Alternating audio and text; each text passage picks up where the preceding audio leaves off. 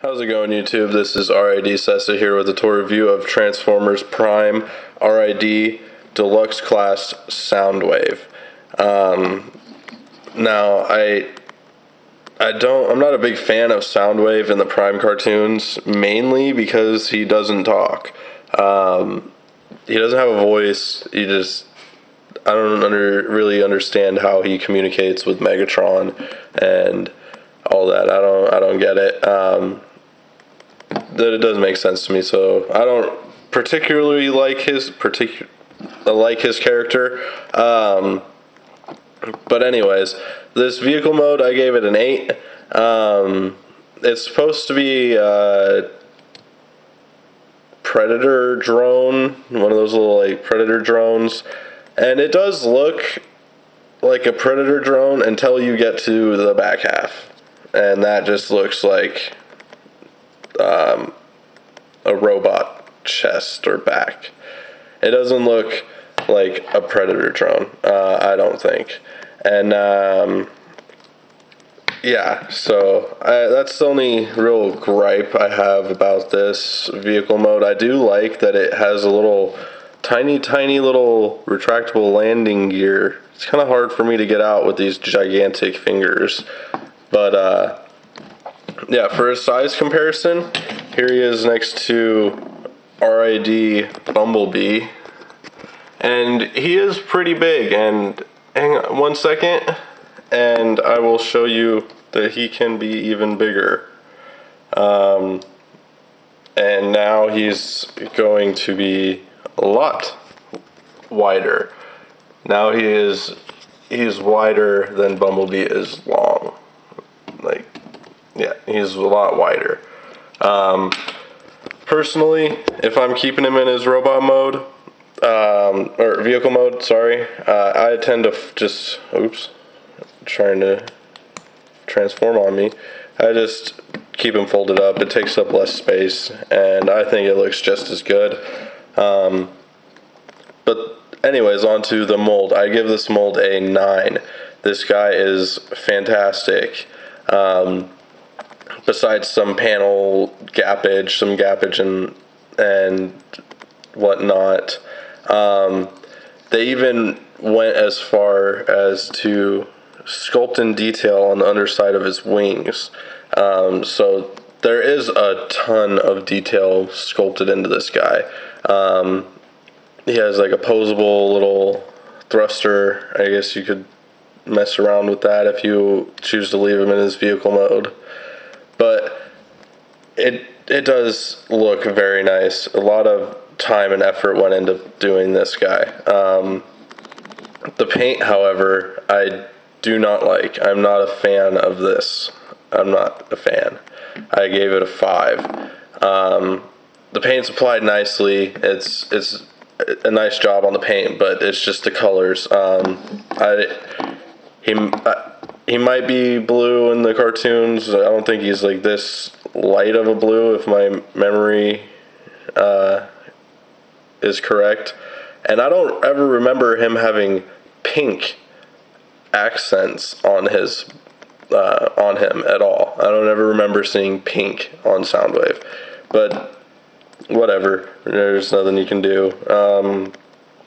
Now the transformation, I gave it an 8. I think it is a pretty decent transformation.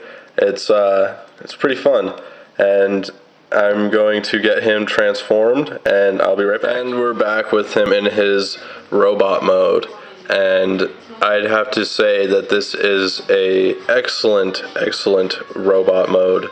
I really dig it. I like it a lot. I do like it a lot. I gave his robot mode a 9. It just looks so much like him in the cartoons. Like he looks like this. This is what I picture him to look like when I see him in my head. Only real gripes I have about it are these holes in his hands, and he's got these weird, funky looking fingers that I don't particularly like. And some of you might notice that his chest is empty, and that is because he comes with his own little laser beak. which is awesome. That is freaking sweet. And now I guess I can kind of understand why he has holes in his hands, so he can hold his little laser beak in his hand. Oh, so sweet. But if you didn't know, you wouldn't notice. Like, the chest doesn't look that bad without him in it. I'm just gonna leave him out for the time being. But anyways, articulation. This guy is crazy. He's got a lot of articulation. He's got a ball joint thing on his head. He's got swivels and hinges and on his shoulders. He's got a ball joint on his lower arm, or whatever you want to call it. He's got another swivel. He's got another swivel right here, and he's got a hinge right here. He does have a swivel at the waist, which is awesome. He has a ball joint on his hips, which are kind of hindered by they don't want to go. I don't want to pop them off right now.